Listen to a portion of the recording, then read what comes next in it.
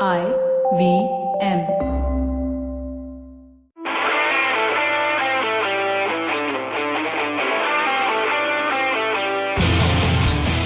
Hello and welcome to Football Twaddle. Wish you a very happy new year. This is our first episode in the year 2019. And for the first episode, I obviously don't have the two usual people, which is Tanuj Baru and Kumar Kanav. They're busy at work, supposedly. So we've upgraded. We have comedian Kautuk Srivastava with us. Hi Kautuk, how are you? Hi, I'm good. How are you? I'm good. And why we got Kautuk is because he has a new book called Red Card, which we will hear about in some time. And he is a big football fan. I guess everyone knows it by the name of the book, The Red Card, right? Unless it's a red card of hockey, which it is not, by the way. It is. Yeah, so let's start off with the team in red, either Liverpool or the book Red Card. I give you the choice. What do you want to go about first? Let's start the football stuff first. It'll be a good. All right. So Liverpool, 3rd Jan, City versus Liverpool. City beat them 2-1. Yeah. And then in FA Cup, Liverpool play a bunch of reserve team, you could say. They get on, I think, Mane and Salah later. But they lose to Wolves, which is a Premier League team. Right? So how bad is the Liverpool's defeat going to affect, or the City defeat going to affect Liverpool in the league and subsequent months? I genuinely think that it's so by the way, I don't support City or Liverpool, so that's fine. As a neutral, this is insane. As long as you love Fellaini, you're good on this podcast. There is nothing else. Dude, we did. We got some guy and he said Fellaini was bad. We cut him off immediately. We're like, no. Oh, we haven't promoted the book. I love Fellaini, by the way. Can I tell you how much? No, so the thing is, as a neutral, this is the best possible result, because right now you have 4 points between the top two. And it's going to be a great race. That I can tell you. It's going to affect Liverpool. 2 defeats on the trot. You're going to have a little bit of like एक defeat. I saw Klopp's press conference afterwards. After the City game. And he said this thing that it's not the first time we've lost. It's fine, That's his general demeanor anyway. Yeah, that's a general outlook. And I felt that was great. That was a perfect way to approach this. Don't start panicking, because I think if they still lead by 4 points. 4 points, right? So you still have it in your grasp if you don't panic. But then you lose the second thing to Wolves. Now you're out of FA Cup. Now you're out of the FA Cup, and you've had 2 defeats on the trot. It's going to have a little bit of an effect on the players, on the coach. There's going to be like, okay, we have to prove ourselves. We can't. We are capable of losing. And this whole Dominic Solanke. So how is that going to affect their whole season? It's completely. My God, like how dare they?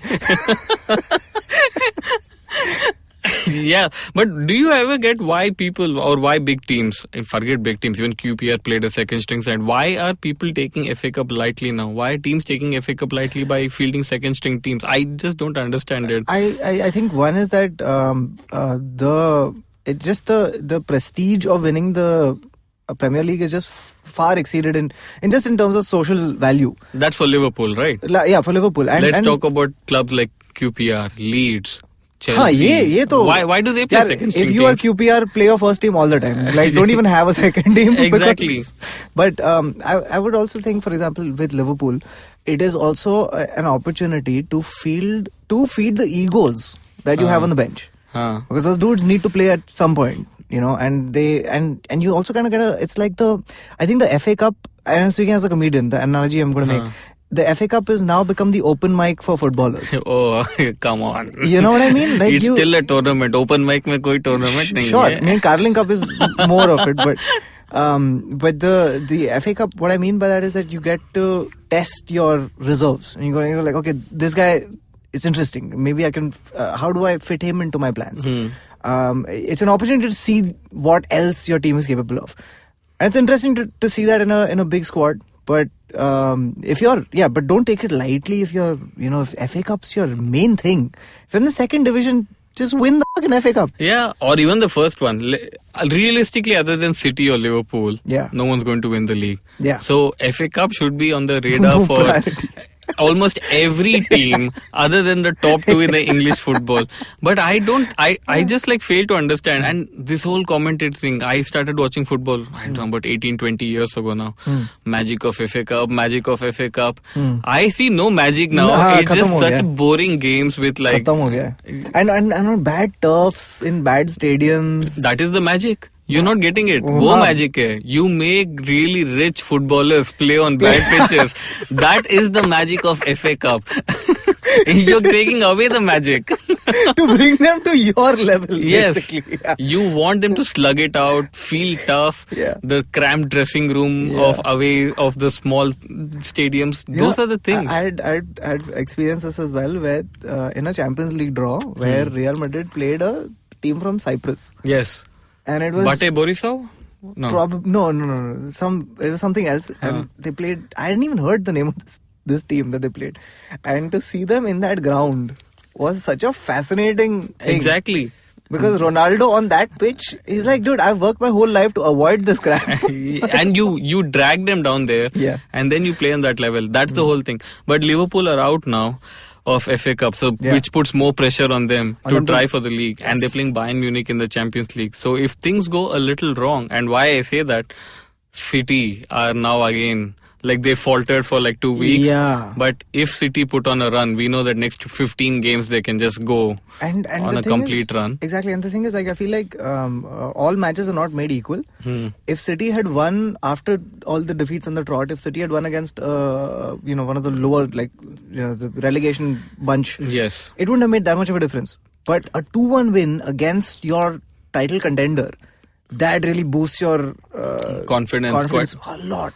I think and to do it in the half of the year that matters. Yeah, I think it's going to make a difference. Yeah, exactly. A huge difference. Unlike Tottenham, who were title contenders from 26th December to 29th December every year.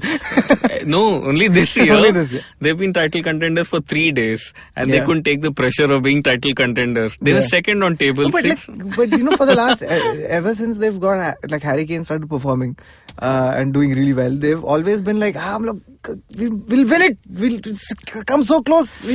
They do. Look, and honestly speaking, Spurs are not going to win given their transfers and the wage bill and everything. Yeah. So if even talking of them in the top 3 is like an achievement for them. Yeah. But it is so funny that they were second on the table on 26th and they bottle it on the 29th. Like losing to Bulls. How you should be able to withstand pressure more than 3 days, right? Correct. But also some credit to Bulls. I think they're genuinely this season like a very nice solid team. Bulls have a track record of not conceding more than 1 goal. If they do, they concede 3 or 4. So that is their range. There's no bottom. Go for broke. Go for broke. Yeah. So FA Cup draw is out.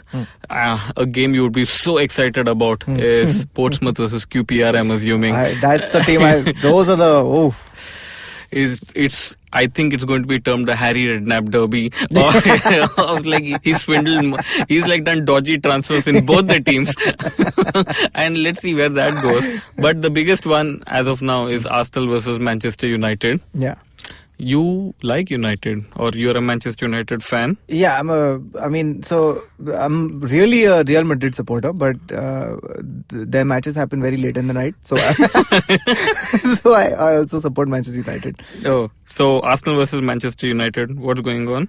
I'm very okay. So I'm also I like Mourinho. I think that story is done. Yeah. Do you like ole? So, which is what I was just going to come to that. Like, I feel like he's won 5 matches on the trot, and the only thing that the caveat is that he's done it against 5 teams that are, to put it politely, all right. Yeah, they're not great clubs with great players.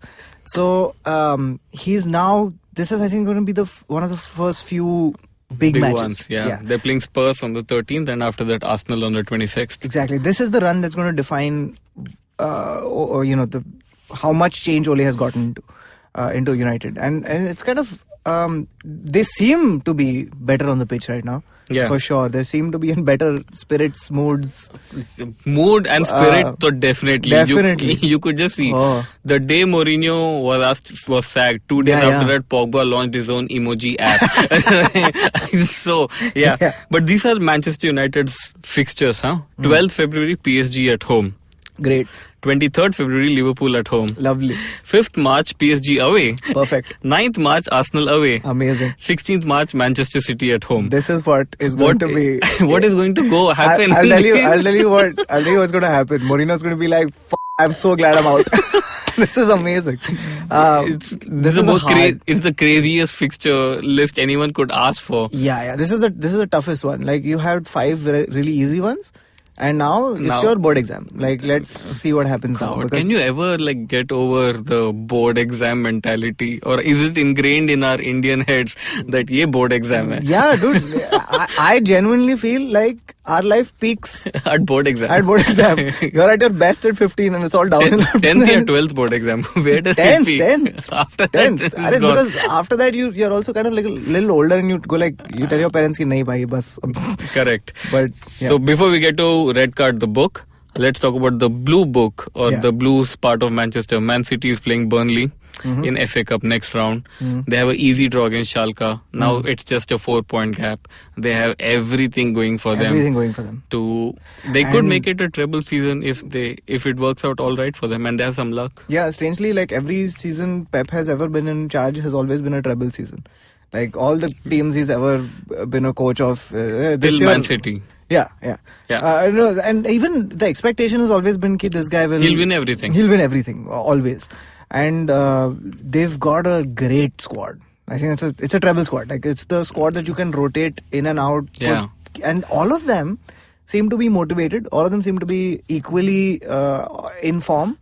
And it's daunting, man. Any time you see City playing, you're like... only thing about that squad is if Fernandinho doesn't play, they will probably lose they tend to become a little wobbly. Yeah. But the testament to that squad and how great it is that whenever they're playing your team, you would take a draw. You'd be happy with that. That's a sign of a great team. That you don't even expect to beat them. You're just like, draw bhi mil gaya, chalega, I'm okay, it's cool. So that's the Mourinho approach to every big game. At least a draw. I'm not going to lose. Which somehow. So let's get to this book, man. I'm quite excited about it. Why? Because I haven't read it, first of all. But the name kind of is intriguing. Yeah. Red Card. Yeah. So Red Card is it about Beckham's red card? No. It is. There is a little bit of element of Beckham's life in it, in terms of like his redemption arc between the two World Cups. Getting sent off in Argentina, and then the next World Cup scoring the penalty against Argentina. So 98 and 2002, that was, right? Yeah, 98 and 2002. Yeah. So there is that arc in the book for sure, but this Red Card, basically this book is set in 2006. It's set in the 10th standard, the board exam year. I knew it. And peaked. Peaked. And it's set in that year, and it's about it's a coming of age football story set in school. So it's about this guy who plays 4 tournaments and gets 2 red cards and learns about life in the process. And the third red card, there are 3 in the book, and it begins with the 2006 World Cup final. That is the third one. Yeah. And in fact, in the book, chronologically, it's the first that you see. And it's 2006, Zidane's playing... France is playing Italy. And Zidane gets sent off in the 110th minute. Yes. And that incident always bothered me. Because I'm like, he was playing at the height of his career, at the last match of his life, in the biggest match of his life, in the biggest match that the footballer can play in. And why would you lose it in the 110th when 10 minutes later you can win a trophy that will define you as a footballer? Yeah. I always felt like the question to ask there is, what is worth losing for? What is so big that even the World Cup will not fill that void? And that's what the book is about. And that's what the protagonist Rishabh finds out through the course of the book. You have a lot of work. You write, you do stand-up. Yeah. Why? Where did you find the time to write a book again, like a novel? No, so... or do you need more work? No. When do you sleep? I sleep when I watch QPR games. They're the most exciting ones. Thoroughly. So, no, but this was a dream for me. Like, I've always wanted to be a novelist. That was the first thing. Always. That was the first thing, in fact, that I wanted to be. Okay. And stand-up happened. I want to be a human novelist. I got inspired by P.G. Woodhouse. He was the guy I, wanted to be like. And stand-up happened as a consequence of, hey, I write humor. And this thing is starting off in India, so I want to give it a shot. So I was going to be a writer, and this is a story that I wanted to tell because it's loosely based on my time in school. Okay. And this was also when I peaked as a footballer. You played football in school? I played football. I played football in school, and I missed football in my life, and I felt like it's taken me 6 years to write this book. And okay. Yeah, so that's how I do it. It just take too long. I write one page every 4 months. But this is I felt one of the other reasons was that this is something that I could do for football from my side, like because I didn't do anything else in the game. And it's also interesting to see football from a Indian amateur perspective. You know, and then you realize one thing, which is that you're playing on shittier. You know, you're not even playing on grounds really. Let's not call it that. You're just playing on earth. Patches of land. Yeah, patches of land is the right. That's where you're playing it on. Yeah, it's not a ground; it's a patch of land, and you're playing, you know, with people of varying degrees of skill. Yes. Ranging from really good to he's your crush's brother. Just put him in the team. अच्छा, love story भी है इसमें. Love story तो होना ही है यार. ठीक है, फिर Mills and Boons type हो गया कुछ. It's less Mills and Boons if the protagonist had puberty problems. No, let's not get there. Alright, we take a break right now. Once we come back, we talk a little more about the book and why you wrote, for who you wrote, probably. And then we go through over the fixtures for this weekend's Premier League. Perfect. Alright, stay tuned to Football Twaddle. Hello, everybody. Welcome to another awesome week on the IVM Podcast Network. If you're not following us on social media, please make sure that you do. We're IVM Podcast on Twitter, Facebook, and Instagram. So this week on Instagram, we asked everybody to tell us about their New Year's resolutions, and we had some really interesting interactions with our audience based on that. So if you'd like to get in touch with us, do check us out. On Cyrus Says, Cyrus is joined by the habit coach Ashton Doctor, who talks about the importance of healthy habits, simple tricks to meditate, and his new podcast, The Habit Coach. Speaking of The Habit Coach, in a 3-part series, Ashton shares his golden secrets to achieving New Year resolutions. On the Pragati podcast, Pawan is joined by Dr. Jay Prakash Narayan. They discuss India's success and failures as a republic and a democracy. On Thalle Harate, legal expert Alok Prasanna Kumar discusses the Supreme Court judgment on Aadhaar and its implication on citizens.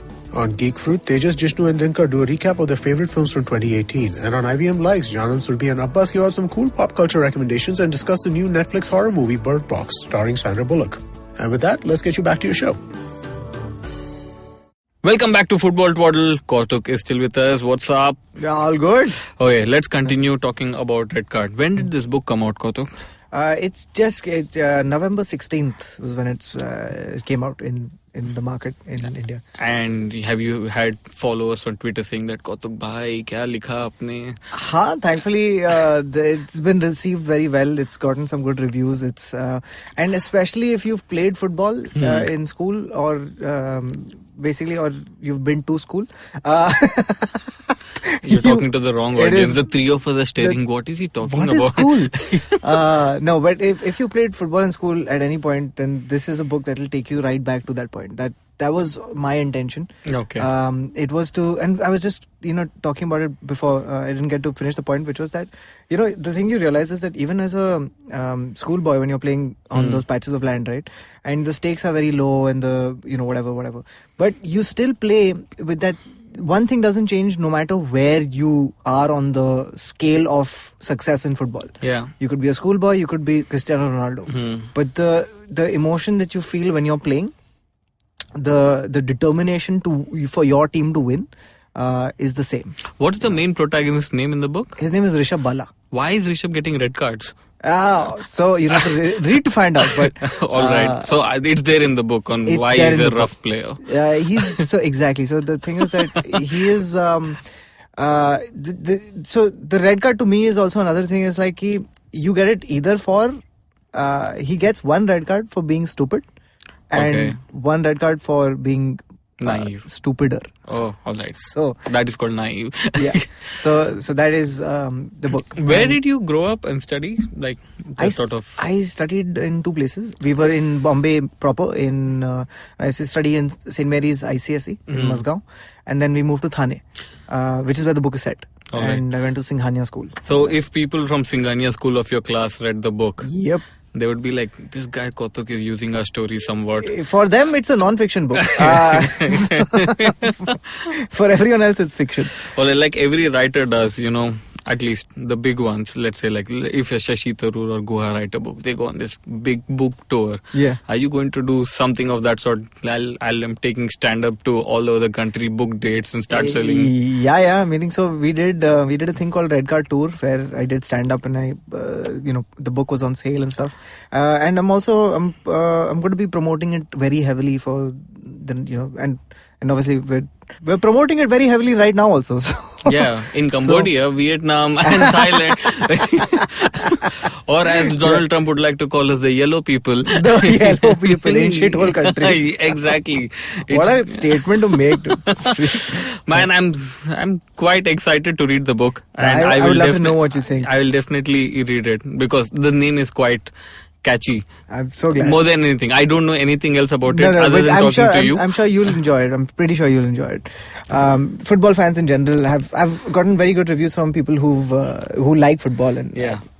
Yeah. I hope you continue writing as well. So it's too early to obviously ask you if there's another book in charge or in the process or whatever. There is a germ of an idea. And so this was a coming of age sort of like drama comedy. The next one I'm thinking of is a crime thriller.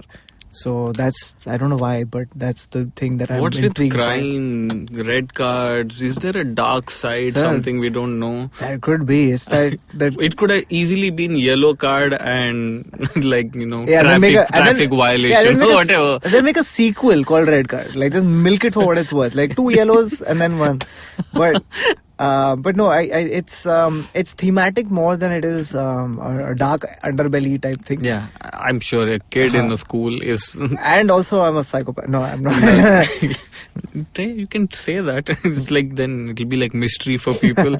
But I'm sure you've been doing this for so long now that I guess everyone, like your fans would definitely know if you're a psycho or not. Like. ये थोड़ा पागल type comedian है नहीं यार you'd be surprised नहीं if you're a good psychopath then probably if you're good at your job so now let's come back to football. Another guy good at his job, Fabregas is leaving English football. Arsenal fans hate him. Chelsea fans love him now. There was a time when Arsenal fans loved him, Chelsea fans hated him. Then there was a time when everyone hated him when he was at Barcelona. It's like okay, this is just too bad. But he's now gone for good, and he's most probably ending up at Monaco. How would you see Fabregas' career in its entirety, right from Arsene Wenger, who got him as a 16-year-old kid? I always feel like you will always end up in disappointment if you get very highly rated as a 16-year-old. I've realized that. John Obi Mikel. Are kitne sare lines se like Martin Odegaard and all these recent ones. The minute someone says, if you're 16 and someone says you're going to be great, no matter how good you are, and Fabregas is one of the few people who from 16 went on to win the World Cup, the Euro 2 times, and he's done everything. And you still feel like thoda kami reh gaya, you didn't fully maximize your whatever that crap thing is. Potential. Sorry, I didn't. I knew the word. Exactly. I'm a writer, by the way. So no, but like it's you always feel like it's just the expectations that he brought in the beginning of his career. You just feel like this guy's going to be, going to outstrip Pele and Maradona together, and he's going to do those. But the thing is that he's had a great career. In fact, it's an above great career. And like with Chelsea alone, he's won 2 leagues. 1 League Cup, 1 FA Cup. So that's more than Steven Gerrard with the Premier League. Premier League. Don't burn this Liverpool fans. They're the buyers of the book. Please remember. That's true. No, I love Steven Gerrard. He won 3 Premier Leagues, guys. Just like No, but it's just that. Like, and I feel like he's I remember when he was captain of Arsenal at 19, and it's just that kind of insane. Captain of Arsenal at 19 is such a weird statement. That you have to give it to him and cherish him while the last 6 months that he's here. No, he's gone now. Oh, he's gone now. Me. Dude, you have come off as like a thoughtful person on this podcast. You haven't heard us before. I haven't. The factual inaccuracies. We get messages. पर ये तो हुआ ही नहीं था. Not even like you're wrong by a mile. This didn't happen, dude. This didn't happen. I'm like, okay, whatever. So, but a few things which will happen is this weekend Premier League fixtures. Hey, sorry, can I just add one more thing about Fabregas? Yes, please. I feel like, another thing that contributes to his a little bit of like this kind of vague disappointment at the end of his extremely great career is that he wasn't a one club man. Because he did this hopscotch to Barcelona and then Chelsea, you always feel like he was also as ambitious, and something in his career didn't completely pan out, that he had to leave to different clubs. Yeah, he had to leave Barcelona because I don't think he was getting much of a game time. Game time and stuff. He would have won everything just being on the bench. Exactly. So the thing is, I feel like if he had just stayed at Arsenal, he would have been one of those like loved Steven Gerrard type legends. And won 3 FA Cups. And won 3 FA Cups and no Champions League. Well, the man has ambition. What can anyone say? Yeah. Alright, so this weekend, Premier League fixtures. So, let me look at what is the exciting ones. Cardiff City versus Huddersfield United. Oh my God. You are like really, all my favorite teams. You're listing them one after the other. So, it is a very important game. We may like to make fun of it because we couldn't give a fuck about them. But these are the top 2 teams at the bottom of the table. And they're fighting for their lives. Yeah. Both of them don't score goals. That's right. And both of them concede a lot of goals. What's going to happen in such situations? When a stoppable force meets a movable object. Exactly. What happens then? I mean, like, I feel like these are those matches where it'll be very high scoring, but actually it may not. What do you mean very high scoring? No, and just leaky. There'll be. But there's no one to score. That's right? true. Also, if they had one good attacker. Just one of them had one good attacker. Yeah, this would have been a great game. Exactly. So that's an important one, but more important for probably the viewers and you and me and all of them is Solskjaer's first big test, which is Spurs versus Manchester United. Manchester United. I've been told not to call them Man U. So why? Please, let's not get into why. I don't know. We don't have enough time. No, United fans find it quite insulting if someone calls it Man U. But whatever. Okay. So he's been flying high, 5 wins in a row. Everyone's scoring goals. But now they're going to play Spurs. They're going to play good hardcore teams. Yeah. And Spurs, after the Premier League debacle of like being title challengers for 3 days, they need to figure out something. So that's going to be a good game. So is it going to be the first true test of 100%. Solskjaer, or it's like it doesn't matter whatever he does this season types? No, I mean, I think regardless of what he says, I think he genuinely values being manager of Manchester United. Yeah. I really do think that he loves the fact that he's a manager of Manchester United. No, but he wants to. He's almost made it clear he wants to be the manager from July. And I think like he's one of those, it's good that they got him in because he spent close to 9-12 seasons? Yeah. At United, including the managing of the reserve team and all the reserve team and everything. And he's one of those people who genuinely was like, and you can see it in that whole batch of 92 that they're so hurt by the state that the club was in after Alex Ferguson left. Yeah, I feel like he genuinely cares about these results and he will turn it around. Unlike it's not like a outsider mercenary force ki mera reputation badhana hai. I'm not. Bain was a good guy, all right. So he was just fighting for a just cause, which was according to him just money. Yeah, the richest man. Yeah. Why doesn't Mourinho just buy his own team? Like he can just like buy some team, right? He could buy a team. He and Pep should combine, just buy one team. No, he and Pep will never do it. Or he and Ancelotti, someone like two of the richest managers should just get together. No, but there's a difference between being Mourinho rich and being Abramovich rich. But buy a small team na. But usko Porto nahi karna hai wapas. Porto is very expensive. I'm talking about League 2, AFC Wimbledon type. Itna kharab ho gaya kya Mourinho ka life? He's not rich. He's all right. No, but why do you want him to buy a club? Who will fire him then? Oh, that's the reason.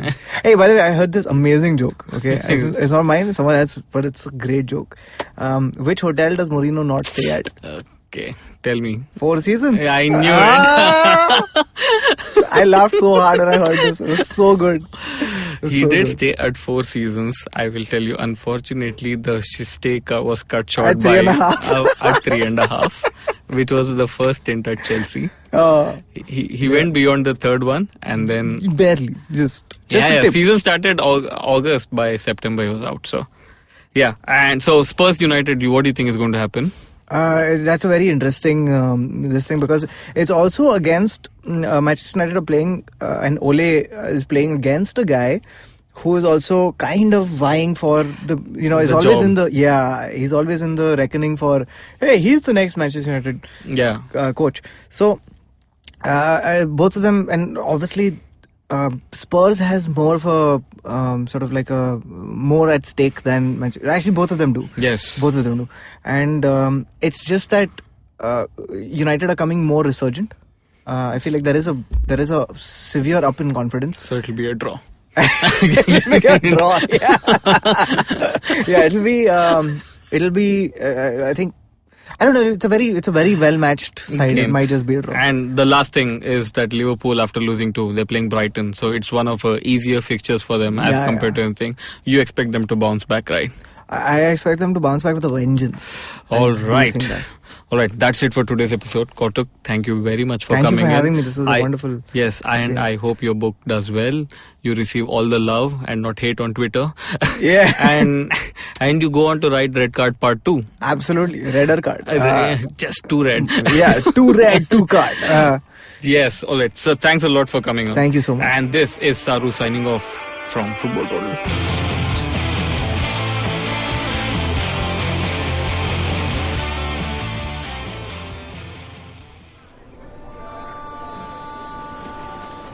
Did I just catch you on your way to work?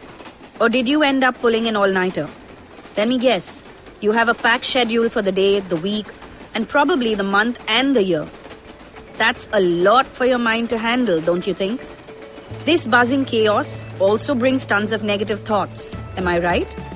Try spinning that bottle in a positive direction with me, Chetna, on the Positively Unlimited podcast, every Monday on IBM Podcasts. It's time to change your life one alphabet at a time. Did you know that Parsis in Mumbai, instead of being left at the Tower of Silence after they die, are now cremated?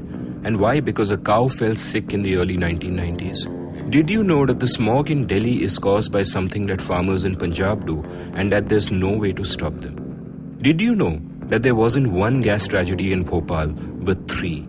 One of them was seen, but 2 were unseen. Did you know that many well-intentioned government policies hurt the people they're supposed to help? Why was demonetization a bad idea? How should GST have been implemented? Why are all our politicians so corrupt when not all of them are bad people? I'm Amit Verma, and in my weekly podcast, The Seen and the Unseen, I take a shot at answering all these questions and many more. I aim to go beyond the seen and show you the unseen effects of public policy and private action. I speak to experts on economics, political philosophy, cognitive neuroscience, and constitutional law so that the insights can blow not only my mind, but also yours. The Seen and the Unseen releases every Monday. So do check out the archives and follow the show at seenunseen.in. You can also subscribe to The Seen and the Unseen on whatever podcast app you happen to prefer.